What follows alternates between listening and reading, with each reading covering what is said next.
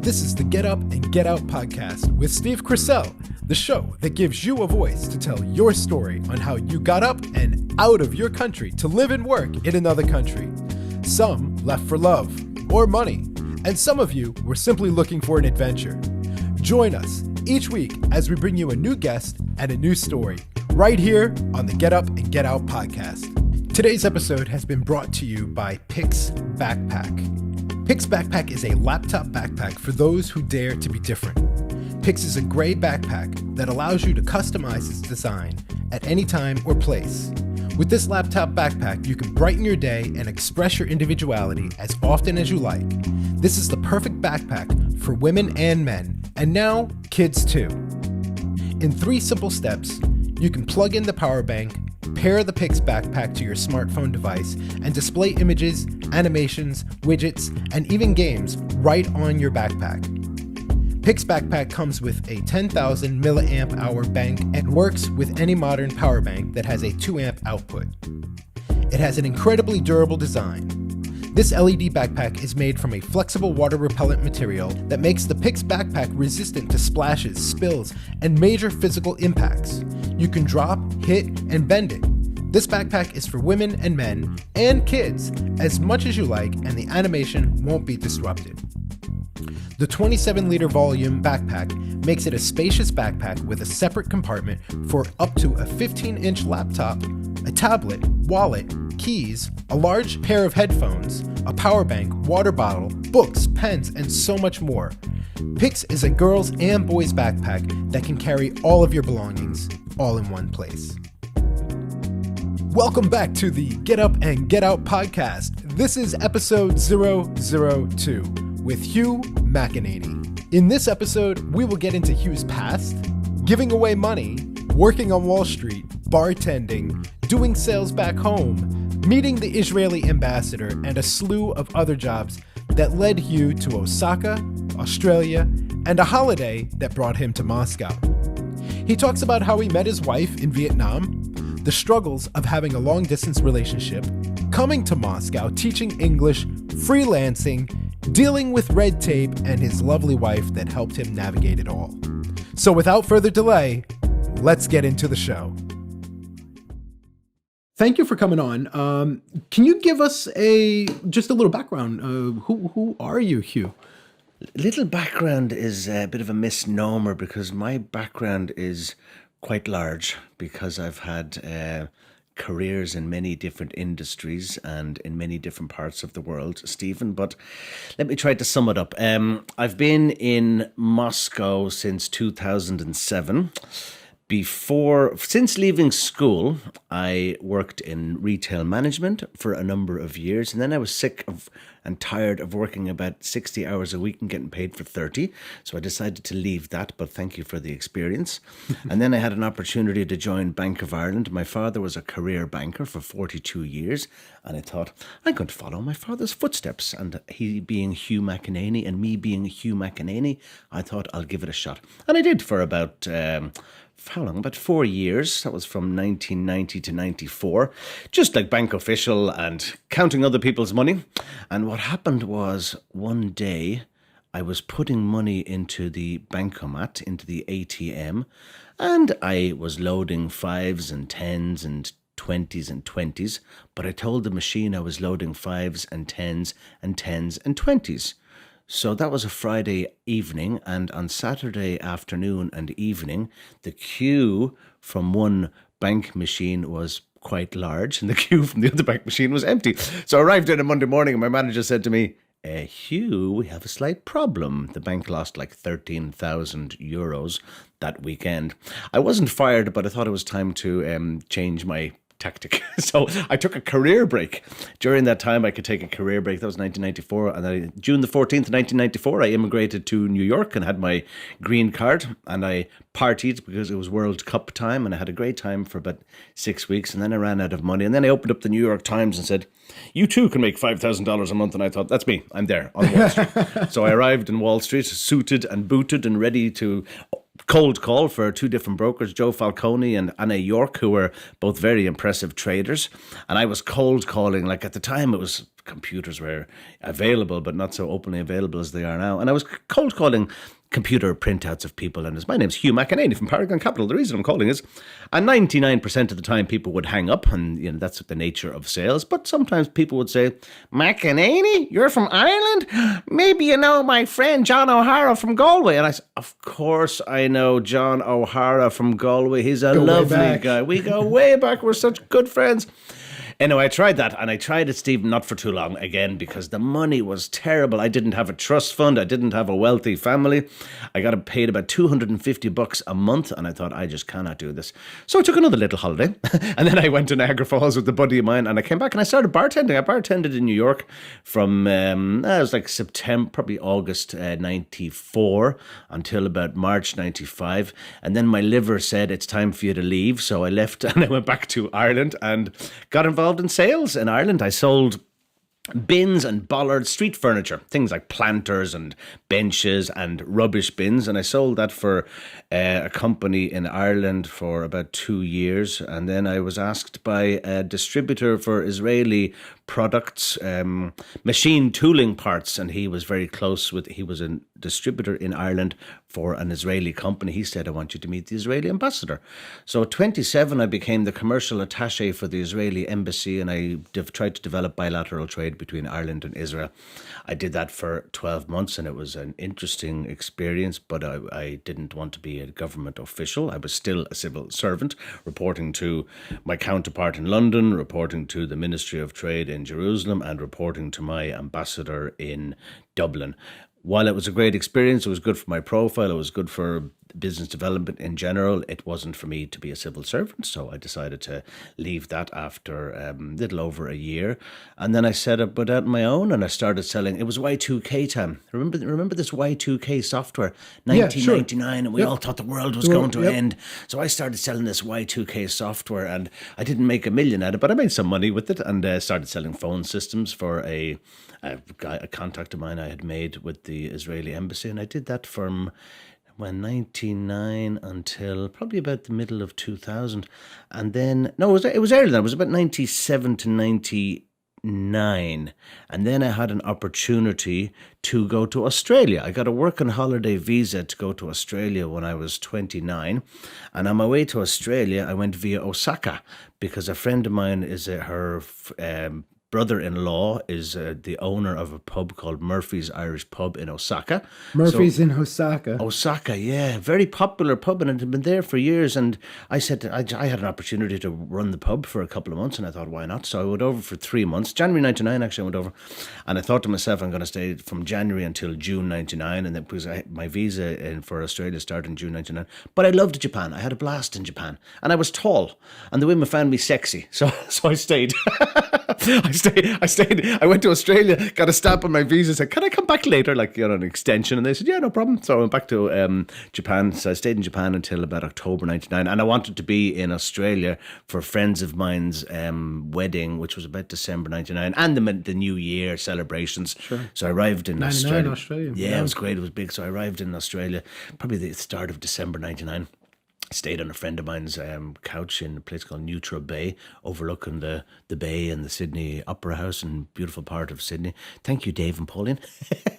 So I stayed with them for a while, and then I decided I need a job, and I started bartending, and I started selling flowers to people at 6 o'clock in the morning on Circular Quay, around Sydney Opera House. And what I did lots of things. I was in telesales, and then I was selling barbecues. Like an Australian man selling barbecues to an Irish man selling barbecues to the Australians. Who would have thought, So I worked for Barbecues Galore as a sales guy, and I loved it. I had a blast. I'm talking to the Aussies, say, you have a choice here. You can spend $3,000 on this barbecue, just forget about ever using the kitchen again. So there were like 260 salespeople in all of New South Wales, and after about 6 weeks, I think I was number 16 out of all the salespeople because I was doing not bad performing at it, and I enjoyed it. I had a lot of fun with it. Unfortunately, it wasn't commission based. It was only a basic wage, salary. So I spent about 7 months in Sydney and did a lot of different jobs. Spent a couple of weeks in Melbourne, then I went to Darwin, and I managed a couple of bars in Darwin, and that was during the Olympics time, and had a blast with that. And I've had a lot of fun in Darwin. And then I decided to go home, and that was when I was 30 at that stage. So I arrived home in Dublin when I was about 30, and I decided to stop drinking alcohol for about 4 years. Just the way it worked out, it was about 4 years. And I started studying full-time marketing, advertising, public relations, and French, did a diploma course, and started doing a lot of charity work at that time, and a lot of personal development work. And people asked me, would I be interested in becoming a trainer? My role with a number of contract training companies was to guide people through the business plan and the soft skills element of becoming self-employed. Time management, stress management. Are you ready for it? Can you present your company? And I did that. For I ran a coaching training company from when was that? That was 2000 actually at this stage. So we're going to 2000 till about 2005, and I had just finished a training course for long-term unemployed people in Ireland, anywhere between 6 months and 16 years on social welfare. So they're in a vicious circle. The younger people can get out of it and set up a company or get a job, but the older people, there was no chance of ever moving them off the dole. And it was good money, but it was a challenging course. So I decided to take a holiday. So I took a big 6-month holiday to Vietnam, Cambodia, Thailand, Australia, and New Zealand. And that was 2005. And that's when I met Olga. Where did you meet her? Nha Trang in Vietnam. Vietnam. I think it was the 1st of November. Yeah, 1st of November, 2005. And she was swimming like a dolphin, and I swim like an axe, as the Russians say, but like a stone, basically. I'm a terrible swimmer. She's a fantastic swimmer. She was having a swim, and I said, "Are you having a good time?" And she said, "I'm sorry, I don't speak any English," in my finest Russian accent. But she did speak some English. Kek sabaka is finita. She spoke a little bit of English. And we hung around for a few days. She was with her cousin and her aunt, and we spent a few days just hanging around doing the tourist thing.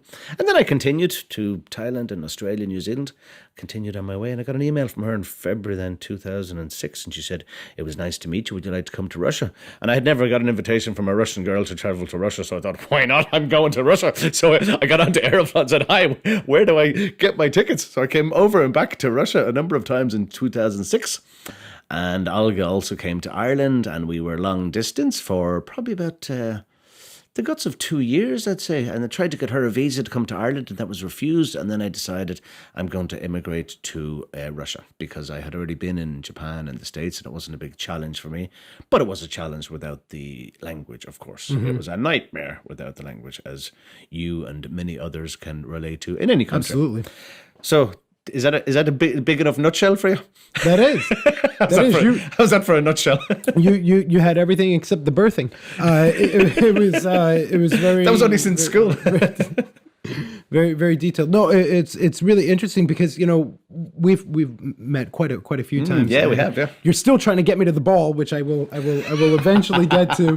The Irish ball, it's a good event, The Irish diaspora. The Russians love the Irish. Yeah, that's great. When's the next big thing? Is it the next big thing is the 14th? Well, the next big thing is my 50th birthday, of course. That's true. But after that, the next big thing is going to be Emerald Ball, 14th of March. So 14th of March. Yeah, it's always around St. Patrick's Day, and St. Patrick's Day obviously falls on a Tuesday, I think, this year. So we can't have a ball on a Tuesday. That's not going to work. That's not going to work. Definitely not. I mean, what about work? Work? There wouldn't be a lot of work done after the ball. No, the ball will be on the 14th. The parade will probably be in Sokolniki Park, and near you. It'll probably be on the Sunday, the 15th. And the Irish, as I said, have always been well received here. I've been working with the Irish Business Club here for, 2007, probably since 2009. I've been a part of the committee, and initially just secretary and doing a bit of membership and helping them with the website. And then I kind of evolved into being what they call the charity coordinator. So trying to find different charitable projects that funds can be raised for at the ball, to distribute to a number of charities, mainly helping, to date, actually, it's been helping children with orphans, and once in situations, children with limited access to education, children with limited mobility.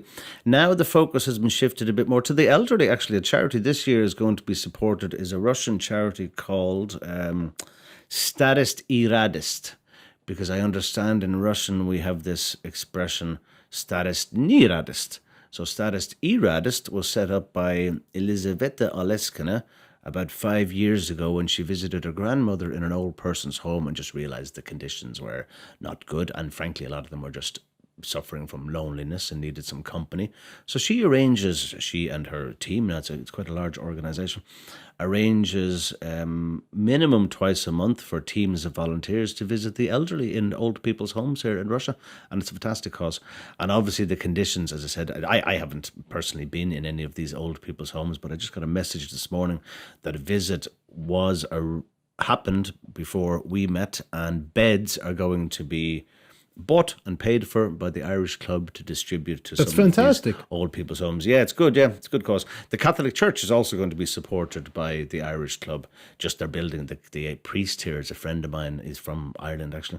And they're building a new church at the moment, and they just need some money for renovations. They have some funds, but if anything helps at the end of the day. So yeah, so the charity is a big area for me as well. So you meet the love of your life in I do. Thailand. Or Vietnam? Vietnam. Yeah. And you were kind of back and forth for about 2 years. And then in 2007, I took the plunge and came here. Yeah. And I ended up in Moscow with nothing. let's talk about your first impressions of Russia, the good, the bad, the ugly.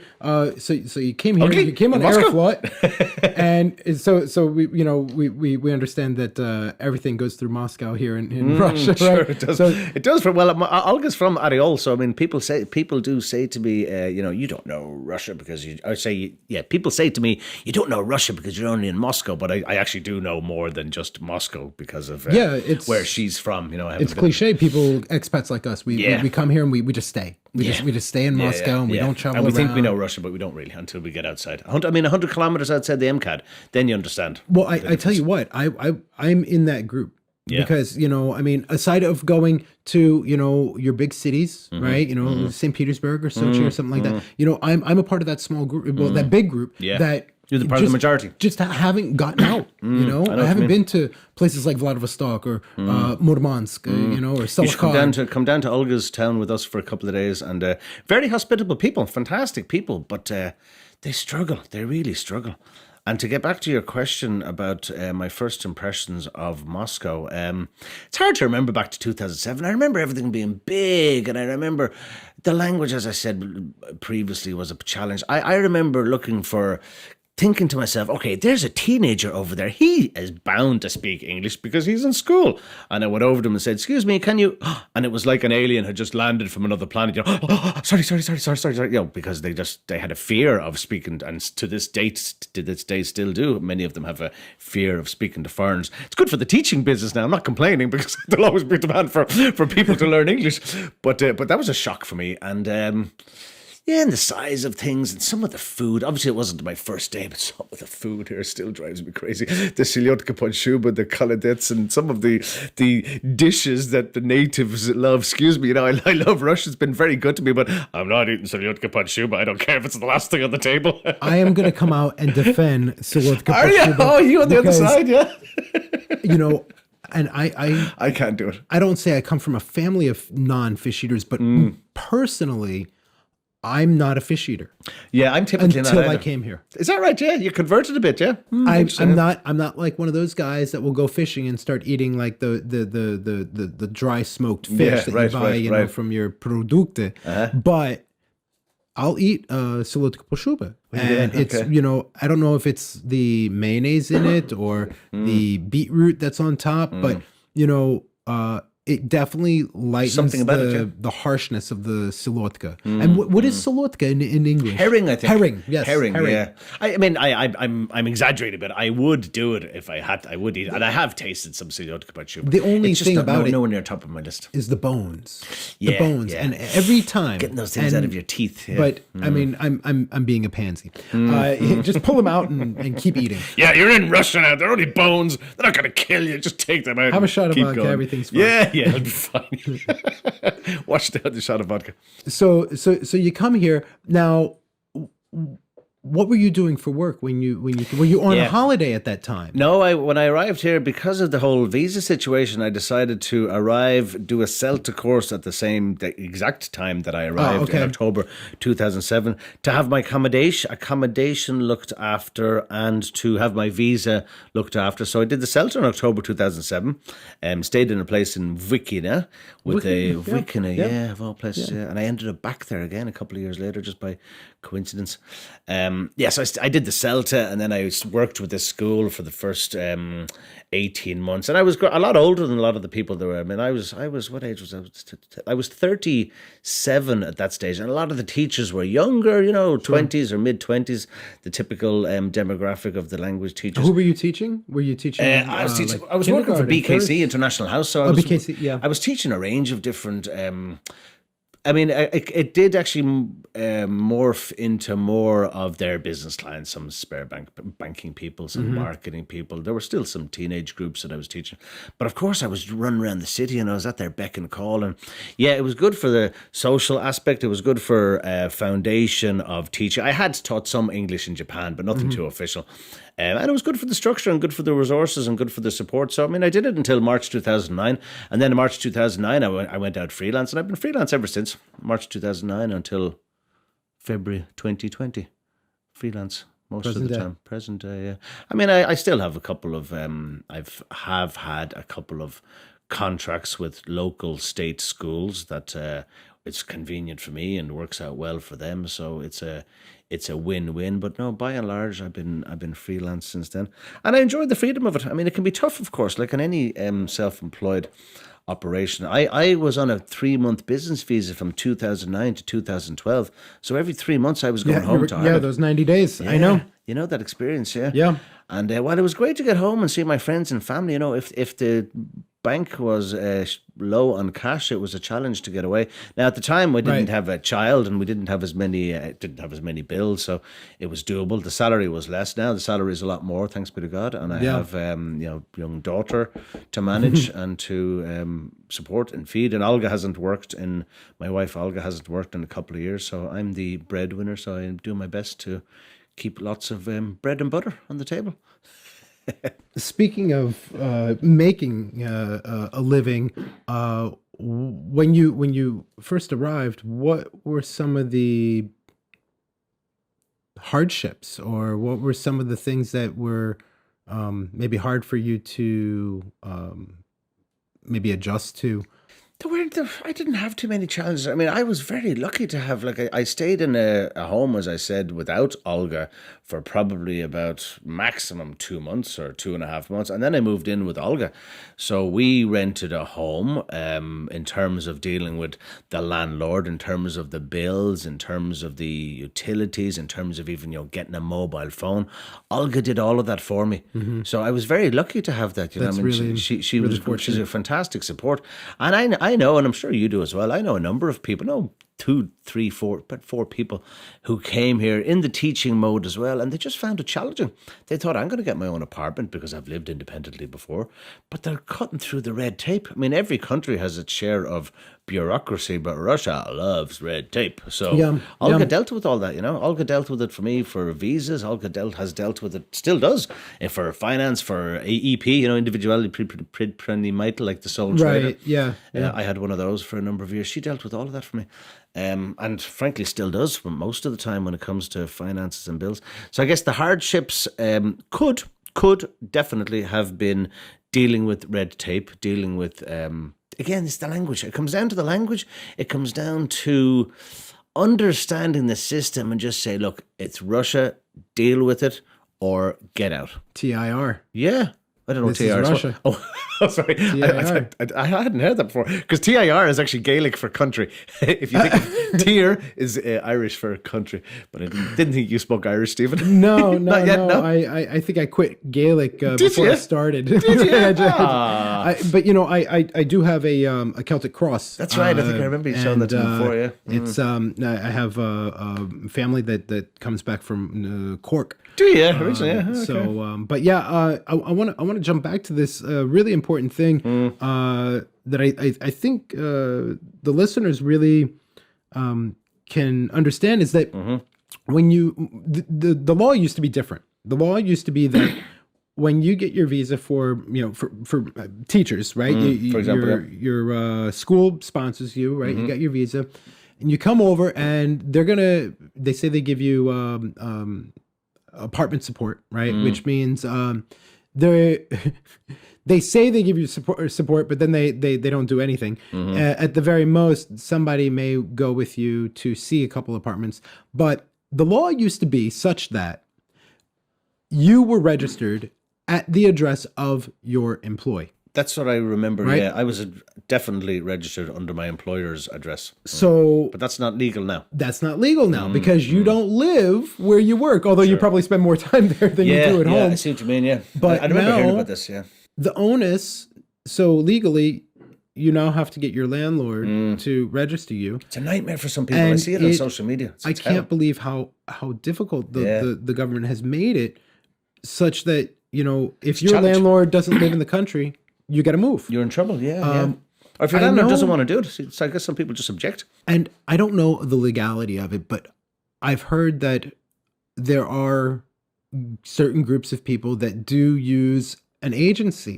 Yeah, and I don't know what red tape they cut through or whatever, but they get registered elsewhere. Yeah. It's not the address of where they actually live. Yeah, I know, but they are officially registered. But it's become a lot tougher now. I mean, I can tell you straight up that the Catholic priest here has told me that many members of the Filipino community paid an agency to organize their registration, lived somewhere else, and many of them living in difficult conditions.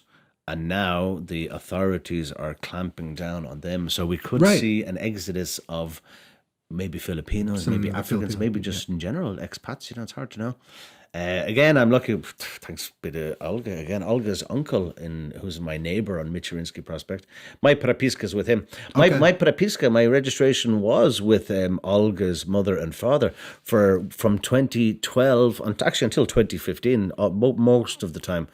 So I was working in Moscow and I was registered in her Areol region, which was not legal. I was just about to put that information out there. Yeah. So you need to actually work where your registration says you live. Yeah. Right. Yeah. But my way around that, I mean, I did, I broke the law for I think about a year, and then and the police did arrive actually in Olga's mother's and father's home and said, to check. I said, where is he? He's registered here. He should be here. And they said, oh, he'll be back. He's just gone to Moscow for a few days. And I've called them a number of times, and I said, they said, what are you doing in Moscow? I said, well, I'm just visiting some friends, and I'll be back soon. But then I set up the sole trader. So I set up an EP. So an EP, I could earn money anywhere in Russia. It wasn't location dependent. I could have my registration in her family home, have my EP I think it was actually in Areol as well, in her region, and earn money anywhere. And the only money that needed to go through the sole trader was the equivalent of the monthly subsistence level. And at the time, it was 8,642 rubles, and then it went up to 9,370 rubles. So if I can't find 9,370 rubles a month, I'm in big trouble. Ireland might be a good choice. I could actually go back to Ireland, sign on unemployment benefit, take the cash, bring it back, put it in the bank. And that would be more than enough. Yeah, I'd get about 800 euros a month if I was unemployed in Ireland now. You could be unemployed in Ireland, living in Moscow. Yeah, I could having the money deferred to that account. Sure, I could be This unemployed. is, guys, we are not telling you what you should do. But even on a pension, I mean, I'm 50 now at the end of the month, and when I get to pension age, my pension will be probably about the same, about 800 or 900 euros a month. So if it's 900 euros a month, I don't plan on being here in my pension years, but no matter where I am, I can have the money obviously available online or on online banking and have access to it. So I'm very, very fortunate in that respect as part of being a member of the European Union. I don't know what the situation is in the States, but we know the situation in Russia with pensions. It's not good, Yeah. It's challenging for a lot of elderly here. So thank you, Ireland, for having that to fall back upon. It's great. Yeah, it's definitely not ideal. I mean, the term "making ends meet" doesn't even justify the dire situation that most people, especially the senior community in Russia, face every day. I'm getting into higher debt for a lot of people here as well. The consumer debt, the personal debt here it's sky high. I don't know can't remember what the figures are, but people living on credit. You go into any Eldorado or any electronics store, and it's not a surge, pay by installments. Oh, there's a new widescreen TV, there's a new refrigerator. I don't really need it, but what the hell, it's pay by installments. So it's becoming a bit like the States. I mean, it's been a lot of years since I was in the States. The access to credit. The consumerism has definitely been running rampant. You've noticed a change yourself, I'm sure. I've noticed absolutely, because when I first came here in 2012, people were careful. I was, and we're not going back even 10 years. I know. People were very proud to say, you save your money and you pay for what you want. And now the script has totally flipped. It has. There's a big difference. And it's become this, it's the norm. I want it now. That's right. This very American consumerism, immediate gratification. You're right. The cars, It's funny the way it's changed so quickly, though. You're right. In the last, Olga's always had that. I joke with people that I'm the marketing director and Olga's the financial director, but most of it's true, actually, because she's fantastic with managing money. 90% of the time, there's money that goes to her, there's money that pays the bills, and there's money that's in the bank for me, and it's just enough. She should set up a course. I should probably take it. Probably learn a thing or two. There's a couple of things Olga should do, actually, but for the moment, she's taking Olga, care of the baby. Are you listening? Are you here, Olga? We'll record this for you and send it to you later. I love you. There's listening to your story. We've hung out a few times, and I really now have the opportunity to hear a lot more of your life, and there's actually a lot more similarities than I thought between us. You're turning 50 this year. I'm turning 40 this year. That's not a similarity. That's 10-year difference. But it's only age. It'd be even funnier if we had the same birthday. Wouldn't it? We were both in the financial sector. I was working on my Series 7 to become a stockbroker. Okay. So cold in New calls, York or where? In New York. I was making over 300 phone calls a day. Yeah, same thing. Yeah. Making $250 a week. You were making it a month. In New York. That was 94 now. That's going back a ways. So. It's tough just, slog. I was in sales a lot. I remember. Just you rack your brain in sales. In retail, I started off in retail. Did you? So I did. And you worked for your father at one stage. Did you have a connection with your family company? I worked not so much. My father helped me get a job with the company he was working for, and I was working for the president. So I was the president's kind of like right-hand secretary man. So I would set up like flights for him, or make sure he got to his meetings on time. There was some conversation we had, or maybe I saw it in print somewhere that you, both of you worked for the same company. That was the situation. You and your father. Yeah. And the other thing is, you and your father share the same name as my father and I. Oh, is he Stephen as well? Yes, you're junior. Yeah. So when you were a kid and the phone rang, is it senior or junior? Yeah. I used to hate that. Hugh Senior, Hugh Junior. Yeah. I would fake my voice just to just to play with them. And even now, when I go home, or sometimes from here, I call some relatives at home, and they say, "That's not Hugh Jr. That must be Hugh Senior." Because I guess I sound a lot like my father now. And the northern, because my father's from Monaghan, which is close to the border, so his accent is it's more of a Northern Irish accent. Actually, it's a little bit of Northern Irish twang comes out when you speak to people like this. Like if you're from Belfast, there it is. There it is. So if I speak to people from the north, it comes out a little bit more, But if I speak to people like it's like Northern Irish Scottish, And if I'm in a conversation here, right? I don't know where it happens, but it happens in the brain. I don't know where the hell it comes from, but it's bizarre. And people say to me, if I meet someone from Monaghan and say, "You're from around here, aren't you?" And I said, "No, well, I'm not actually." I was brought. I guess most of my summers were in my father's town, but I was in boarding school in the same town that he was from, so I had a northern accent as a kid. But I lived in Chicago as a kid as well, so I had an American accent as a kid. And now I'm lucky that my accent needs to be understandable, because I make most of my money from teaching. If it's not understandable, we have a big problem. But like there's a Scottish there's a Scottish friend of mine here, and he's a really nice guy, Michael. But I find it very difficult to understand Michael. And I tell you, I was out with Michael and his Russian wife Anna about a long time ago, about 6 months ago.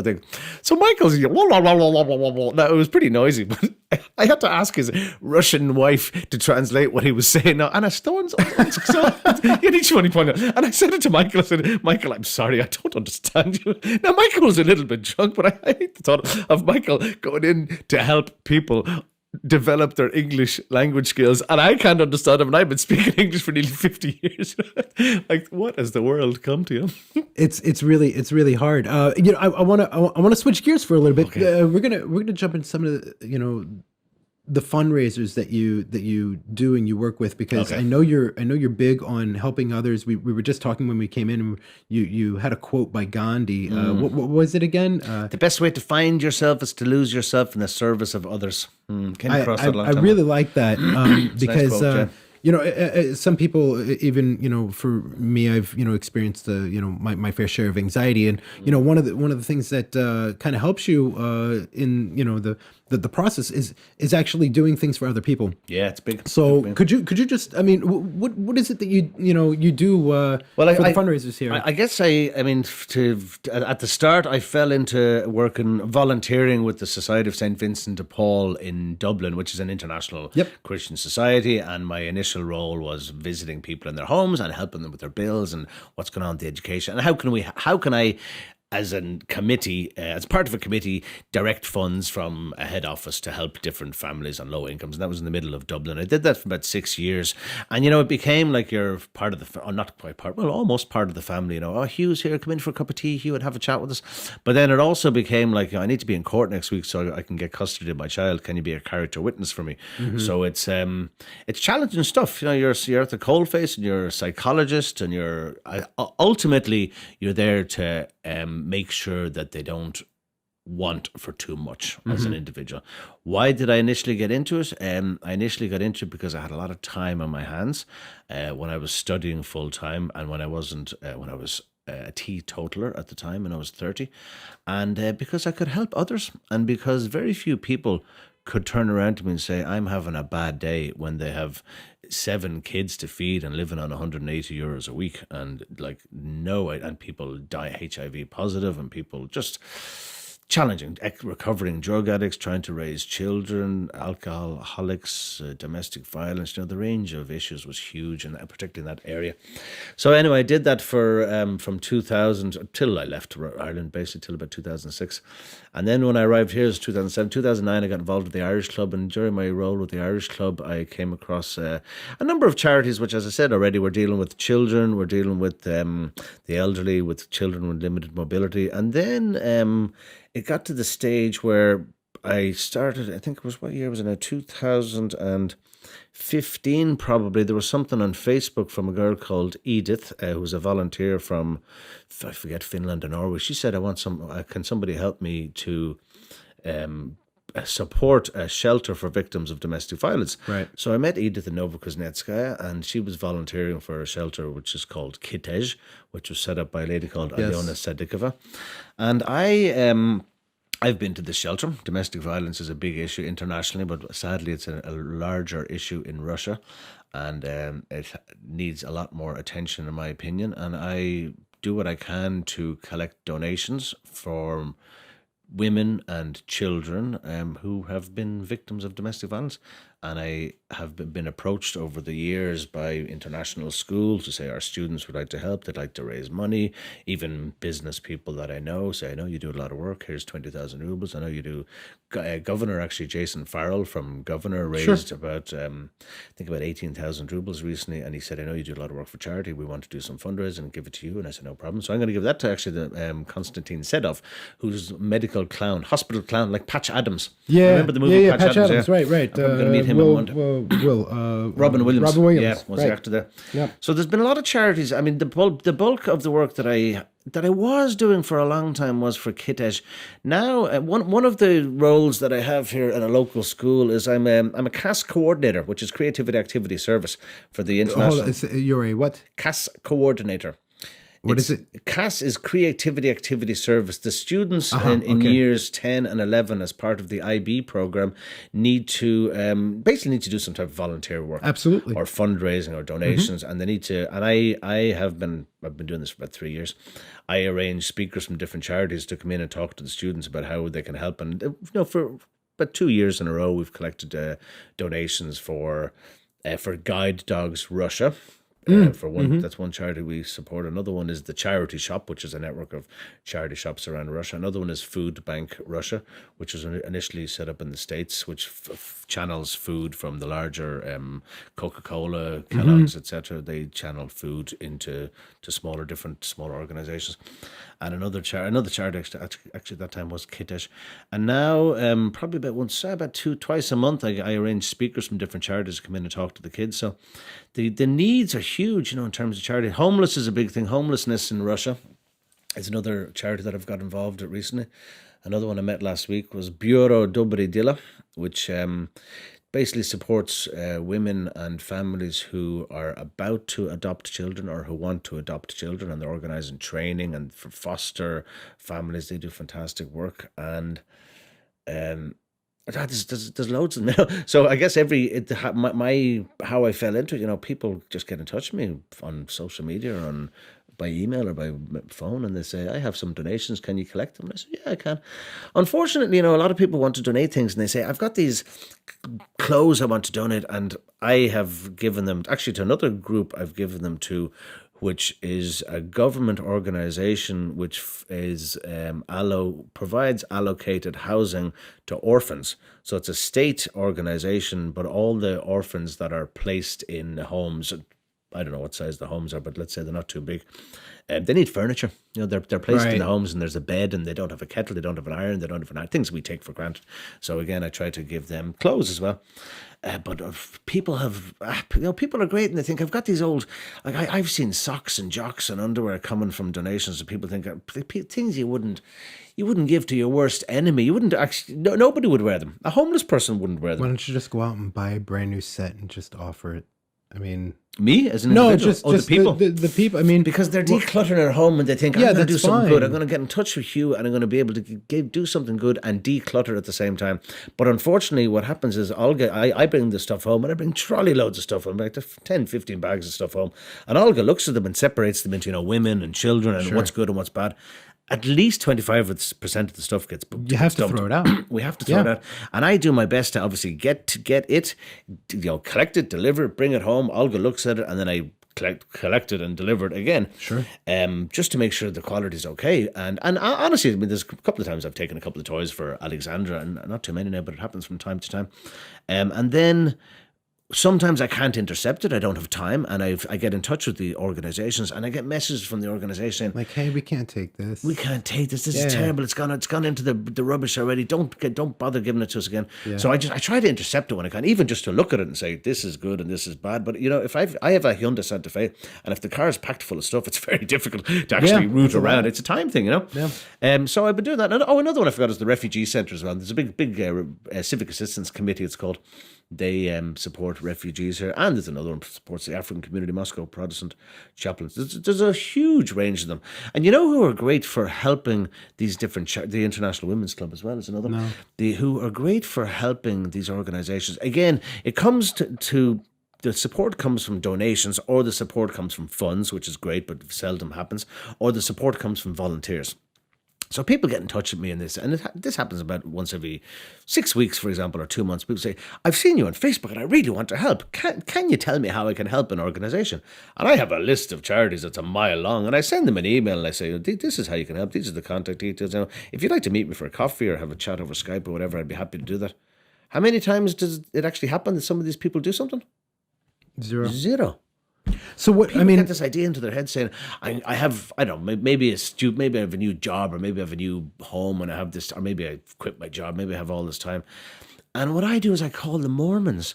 The Mormons are here in Russia. Yeah, they are. And I ask the Mormons, say, would you like to volunteer? And do they what? Do they volunteer? They're fantastic.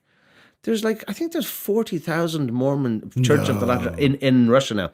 In Moscow, I forget in Moscow what the figures, but it's at least 2,000 or 3,000. I call them and I say, can you help me at an event? Can you help me actually at the Irish Ball? They helped 1 year.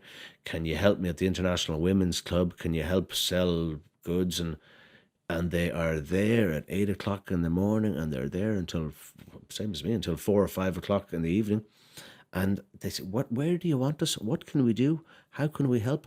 You know, people have this idea in their head about the church being a cult, and okay, it's they live very closely together, and they do a lot of things together in a community-based spirit, but they do what they say they're going to do. They turn up when they say they're going to turn up, and they help. So call them what you want.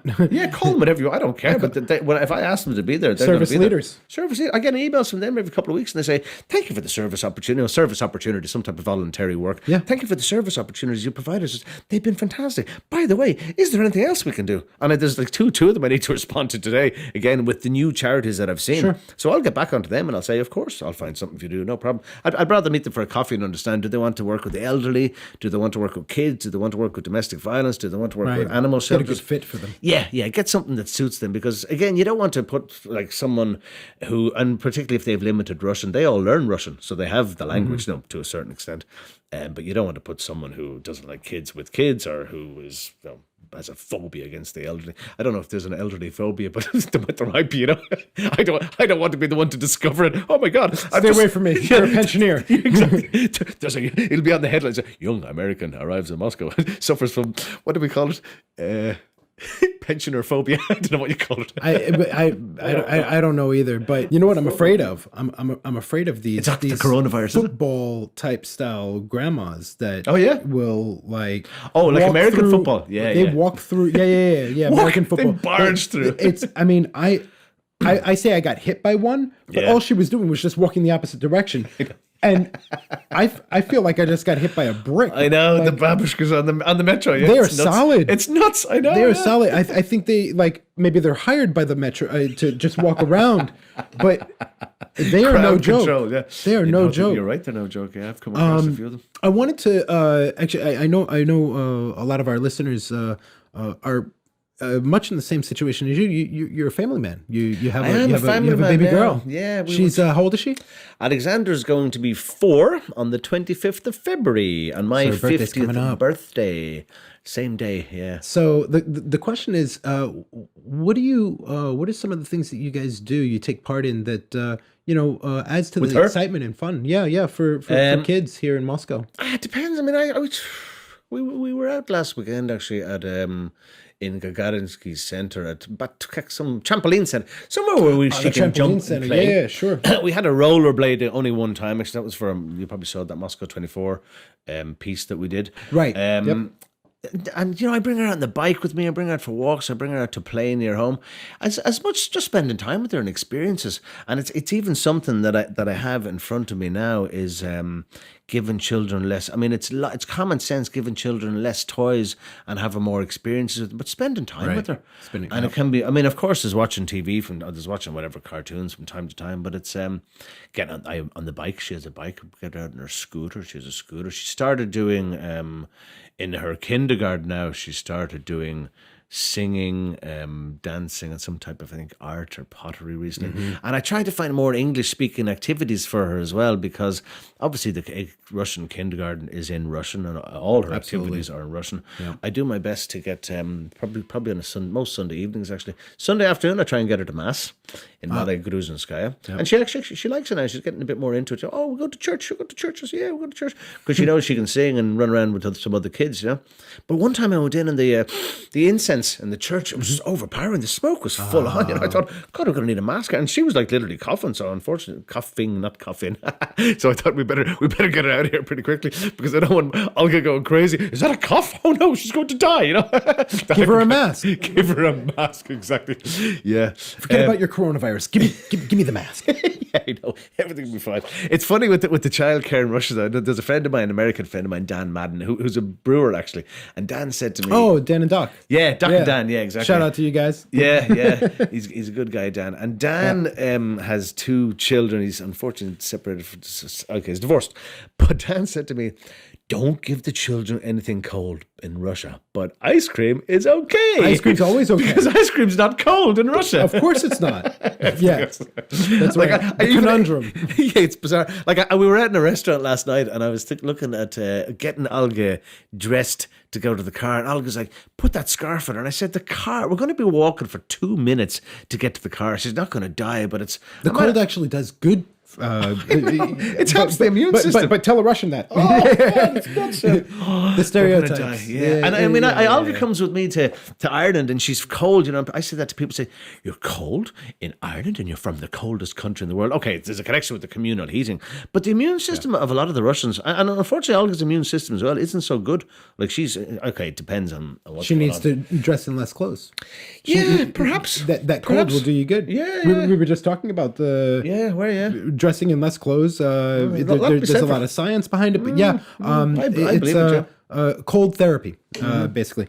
But then, is that connected with the Wim Hof thing as well? It is connected to Wim Hof. It makes sense. Yeah, I tried it. There's a couple people now that are avid followers of that method. I don't go totally cold, but he is definitely extreme on it. Yeah, but I think it adds to his credibility as I think so, yeah. I mean, this is what he's been able to accomplish. He's alive. I mean, it's not a fluke that this one guy. He can back it up, like he can definitely back it up. Exactly. Yeah. So I mean, there. What I'm trying to say is that there's a lot of things that kids of foreigners they can do here. There's there are a lot of activities. The puppet Kukule Theater, right? So the puppet theater. Circus, I want to bring her to as well. I haven't brought her to the circus yet.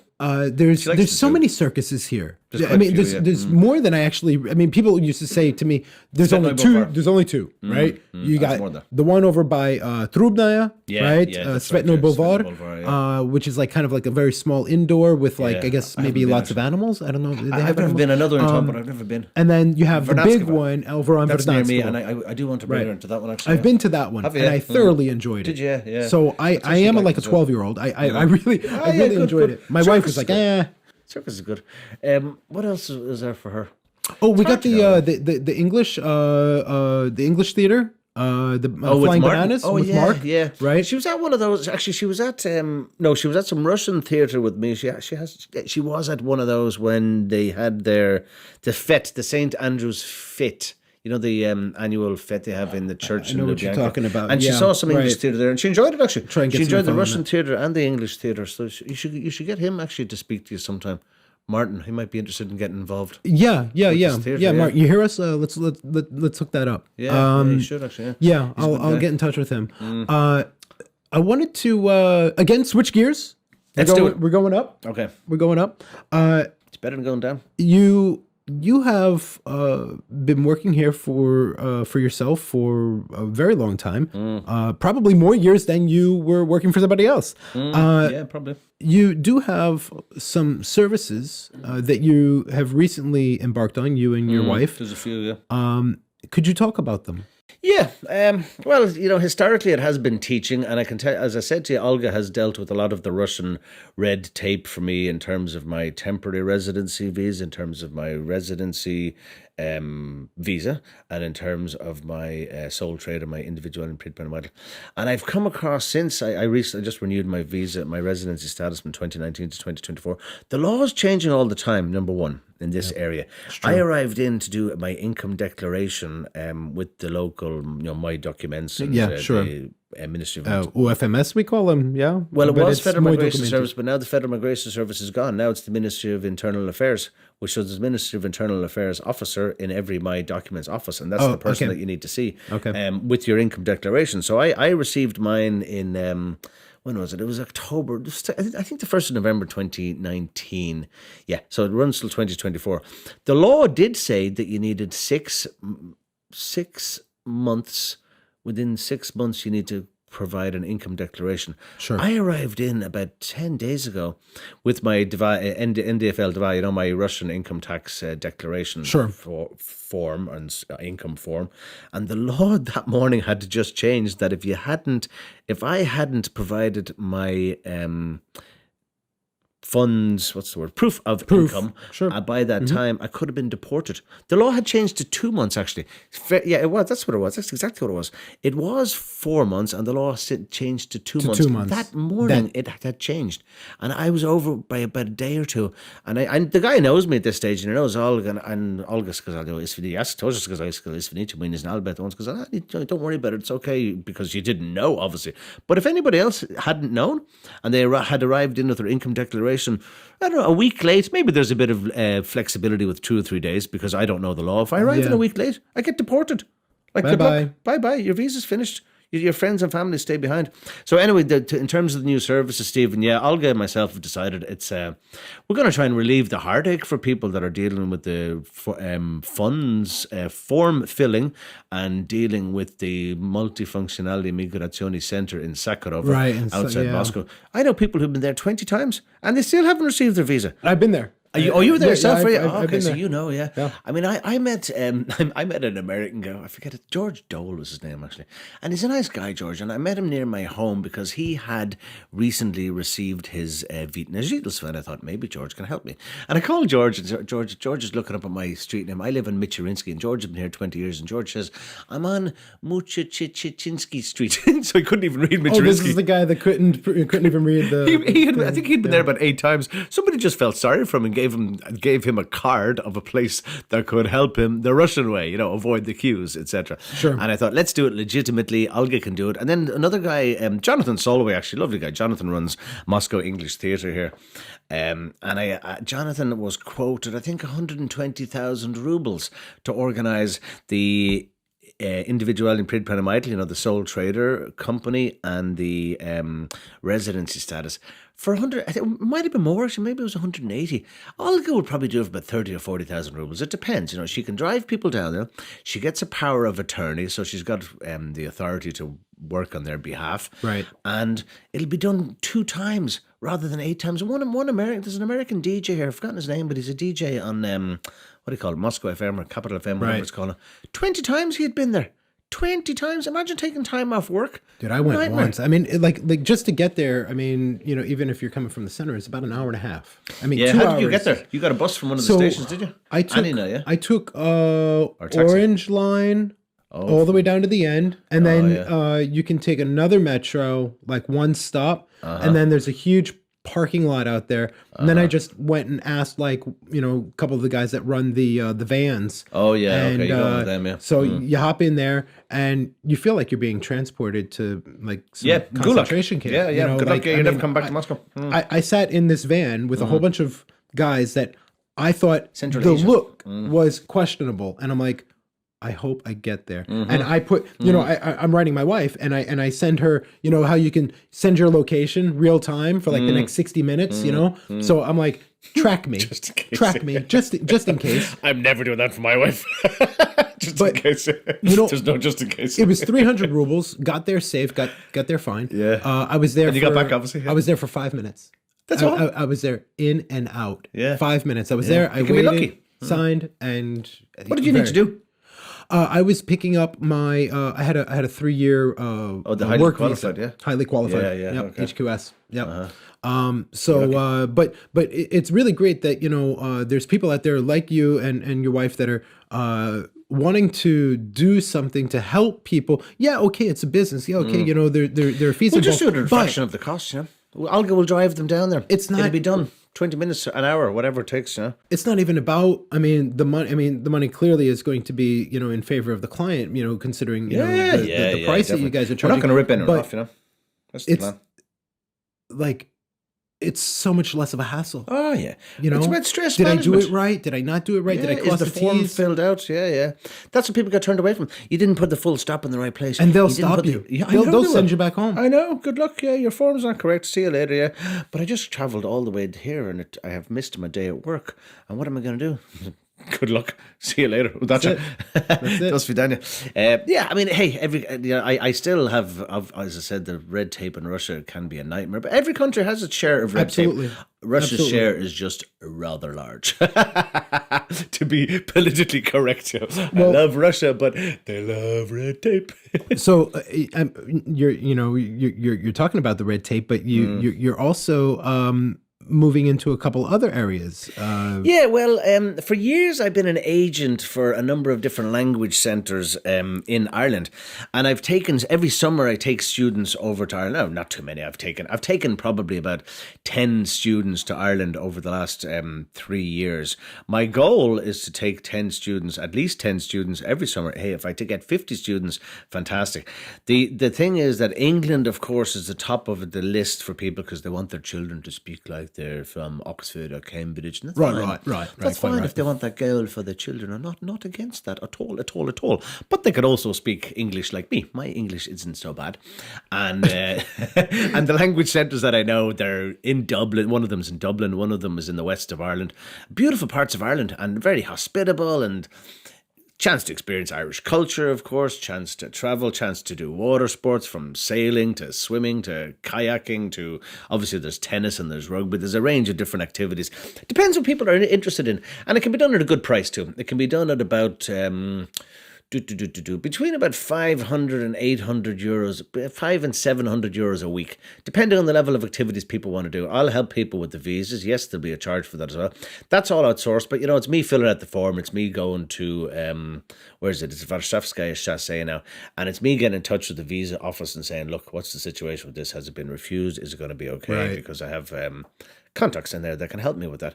So it's given the parents security. Now, if adults want to go as well, there's no problem. But ideally, taking children from ages 9 to 13 with one centre. Another centre said they take children from age 3, which I think is a bit of a joke. And another centre typically takes children from 12 to 17.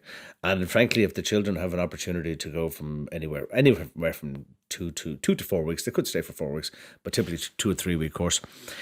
I'd go with them. I'd be there for most of the trip, so they'd know that there's a Russian-speaking person who I act as the agent. Yes, it's a business, but it also gives the parents peace of mind. And I know the centres. I've seen all the centres. I know all the directors. There's a person in. There's not like I'm just taking your child from their home in Moscow and I'm putting them on a plane and they're arriving in a minibus. I'm going on the plane with them. So that's the added value that I bring to it as well. Obviously, Olga will either be with me or at the end of the phone if something comes up. If the children can't explain, I have a health issue. I feel sick. I've got whatever diarrhea, or I've got a stomach issue, or just whatever the health issue might be, they want to be able to explain it to somebody who has a good command of Russian.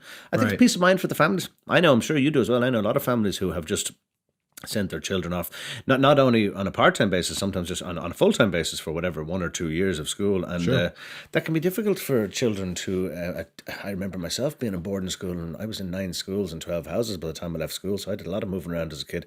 So just to give the parents that extra peace of mind. And so the students is the thing. I mean, yes, teaching does pay the bills, but I'd like to be taking more students to Ireland. Obviously helping Olga with this business and helping people reduce their stress and deal with the Russian red tape. And as well as that, I've been thinking about Bingo Loco. Bingo Loco.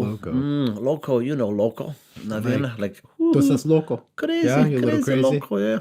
There's an Irish operation that is originally an event management company, and then they've basically set a bingo rave. So it's bingo, and it's dancing, and it's special effects, and it's lighting, and yes, there's alcohol if necessary. They might not have a need for alcohol. But this is in Dublin. In Dublin and in Sydney and in Abu Dhabi and in a number of parts in the UK. These guys do events all the time, so I want to get them over to Moscow to have a bingo loco in Moscow. And I might even go to Loco Bank and ask them will they sponsor, because there is a local bank here. I actually invested my money for 6-10 months in kind of like accounts? A CD. Like, did you? Okay. Yeah. Local bank. I was told that I spoke to because a buddy of mine was at their event, and I met him over the New Year holidays, and he said, "This is great. You should bring this to Moscow." And I said, "Why not? Let's bring it to Moscow." So now, the way it's worked, I've just got a new student, and she's in the PR game, and I said, "What's her name?" Katya. I said, "Katya, I've got a great idea for you." So I'm going to go to Katya and say, "Katya, you work on me with this. We'll get a venue. We'll make some money. We'll have some fun. We'll give the Russians an experience that they can remember." That sounds wonderful. Yeah, that and TED. I mean, there's a couple of TED speakers that one of them is part of this Bingo Loco, actually. Another one is involved in charity. Another one is an author.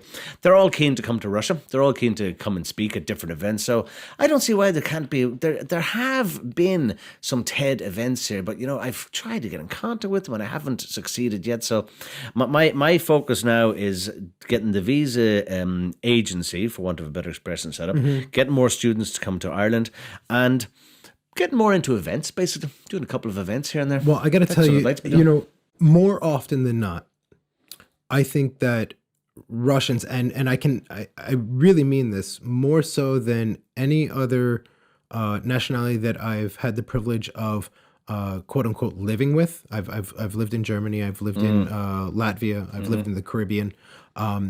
Russians definitely have a more open mind than most. Yeah, I think they do. Yeah, And if there's I something think new, I think they'd sign up for it. that the possibilities, That could be endless. government-wise, regardless of the red tape, I really think that, it's their way of just trying to keep things safe.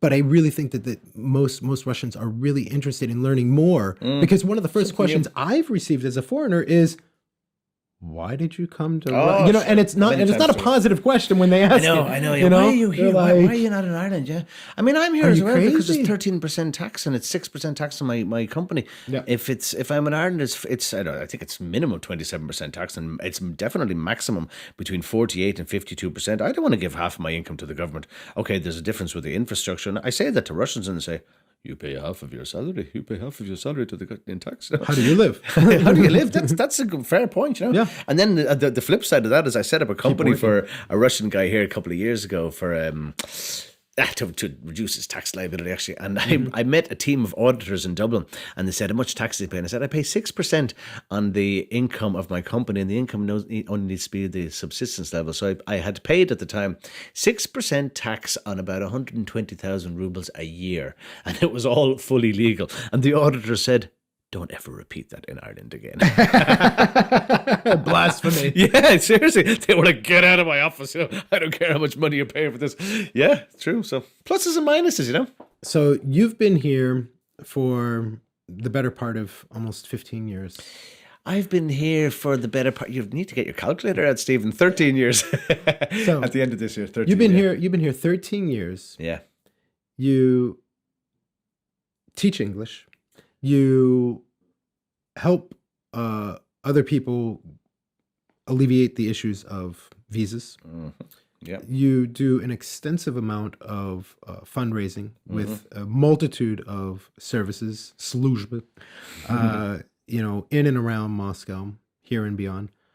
And we just finished up talking about taxes. You still have another ace up your sleeve, don't you? You're working on something else. You're moving soon. Well, I'm moving to a new part of Moscow. Well, it's Ispansky Kvartal is the area, and Kalushka Chassé. I noticed they have a couple of shops and kindergartens. They have a craft beer place, but they don't have an Irish bar yet. So I'd like to have an Irish bar in that area. Should call it Mickey's. Mickey's, that has different meanings now in Ireland. It does. You're so absolutely right. I need to be careful of that. I won't call it Mix, because Mick is a terrible word for the Irish. That's a little derogatory. I might call it Ollie's, actually. I don't know what to call it. I mean, I have to find the property first. But I mean, I have people that are ready to help me. I have people that brew beer. I have people that are ready to deal with the red tape. I have people that can help me make it happen.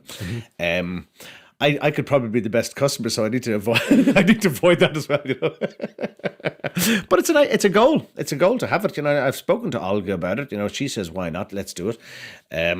Because it can be sold on. Now, again, the red tape it's going to be health and safety. There's a lot of certification that will be needed for a bar.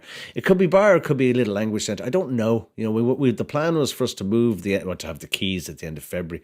Now we probably won't have the keys until end of March. So nothing's going to happen until the summer, until we know what sort of money the commercial space is going to be, and just see if it's feasible, see if it's doable. I think it is. There's no reason why we can't have it doesn't need to be a big bar. It can be a small bar, Irish crack hospitality, music, bingo logo, bingo logo, and me, of course, I'd be there. And I loved being a barman. And when I was in New York and Japan and Australia, I bartended in lots of different places. I loved it. I had a blast being a barman, and I'm good at being a barman. I'm quite modest about it as well. I hear that. Yeah. And I don't think there'd be a big demand for cocktails. If it was a rumichnaya, we'll call it a Ilanskaya rumichnaya. There was that old movie. It was called Cocktails, right? The Tom. Oh yeah, Cocktail. Tom Cruise, yeah, right? That's right. Cocktails and Dreams. Right? I thought it was just Cocktail. It was called. Yeah. But he wanted to open up his own that was bar the plan, that was called Cocktails and Dreams. So yeah, we got the Russian, the woman in that Irish version. Yeah, Irish version of Cocktails. Yeah. I don't know what we'd call it, but we'd find something. First of all, we've got to make it happen, and then we'll figure out a name. You got to move first. You got to get settled in and find a spot. Yeah. Hugh, I definitely want to acknowledge you. I want to say thank you for giving up a piece of your time, volunteering yet again. It's all about voluntary work. I know, it's a killer. It's really selfless. Aside from the plugs, but you do a lot for the community. You do a lot for not just the locals, but the people that are coming here, first timers, kind of feet are wet. They don't know what's going on, and you're pretty vocal on Facebook, which leads me to ask you, if people want to get in contact with you, where would you send them? I'd tell them to get onto this. There's a big search engine that was created in America a couple of years ago. What's it called again? Google. Oh, Google. Yeah. No, I do have a website, HughMcEnaney.com. HughMcEnaney. If I had $1 for every time I spent my name, I'd have my Bentley sitting outside. When I was a kid in America, my father used to book restaurants. They'd say, "What's your name?" Smith. John Smith. And then he'd go to pay for the bill with a Hugh McEnaney credit card and say, "Mr. Smith, this says Hugh McEnaney. Did you steal this card?" It just makes life a lot easier. It's so much easier. So McEnaney, you can find Hugh McEnaney is also my father, but he's a little less vocal on social media, so I think you'll find me quite easily on Google, Giggle, and Hugh McEnaney. One of those search engines. Yeah, one of those, yeah. Well, Hugh, I definitely want to thank you for coming in today. No worries, Stephen. It's been a pleasure. Been an interesting experience, as always. I think it's time for us to get up. And get Are we out. finished? Does that mean I have to shut up now? Okay. Thanks, Stephen. It's been interesting. Take care. Take it easy. Thank you so much to Hugh for spending some time with us today and sharing his story. Hugh has been involved in so many fundraisers and truly enjoys helping out others. If you're looking to get involved in some volunteer work, or maybe you're simply looking to pass on some of your gently used clothing to those that could use it, feel free to get in touch with Hugh on Facebook. If you're looking into the possibility of residency, permanent residency or temporary residency, and maybe you're just looking to talk to somebody or get some consultation, Hugh and his wife are really, really great. They'll listen to you and they'll advise you, so feel free to get in touch with both of them on Facebook. We really hope you enjoyed this episode, as we really enjoy producing them. If you'd like to support the show, we urge you to head on over to iTunes and feel free to give us a review. Next week, we'll be talking to two fun characters, Dom and Ed, both English teachers that are calling Moscow home. Thank you so much for listening to the Get Up and Get Out podcast. I've been your host, Steve Crissell. Today's episode has been sponsored by pixbackpack.ru. These backpacks are really cool and amazing. I've had the opportunity to actually personally try them on, and they're just so cool looking and futuristic. You're able to play games on them. You're able to upload pictures and animations and even play games on it directly from your phone or tablet. The inside is really, really cool because it comes with a sleeve that you can fit up to a 15-inch laptop inside. It's got a little elastic piece that you can put your water bottle in. It's got an area for your keys, your wallet, your phone, cables, chargers. There's actually 2 secret compartments on the outside where you put it around your back. So you could put maybe your passport in there or maybe some secret documents. Pixbackpack.ru.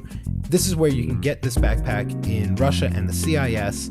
So go over there, check out pixbackpack.ru. You won't be disappointed. These backpacks are really fun, and they're available for both men, women, and now kids. They have a kids version, which is a little bit smaller. They come in a couple different colors. So go check them out, pixbackpack.ru. Thank you so much for being the sponsor for today's episode, but I think it's time for us to get up and get out of here. We'll see you next time.